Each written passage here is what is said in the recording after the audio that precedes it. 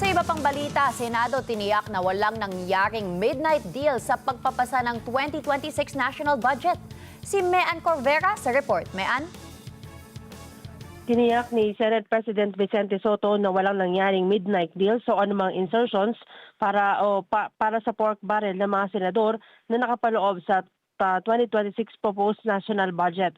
Ayon kay Soto, ang pagpapatibay ng 2026 budget ang pinaka-transparent na inaprubahan ng dalawang kapulungan ng Kongreso sa kasaysayan ng pagpapasa ng taunang pondo.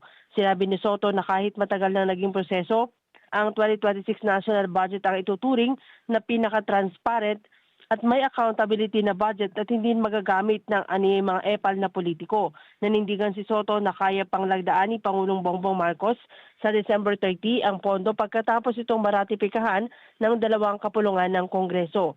Nakamonitor naman kasi niya ang Pangulo sa detalye ng budget na naka-upload sa website ng Senado kung saan kasama sa nakadetalye ang lahat ng pagbabago mula sa isinumite ng Malacanang hanggang sa Bicameral Conference Committee.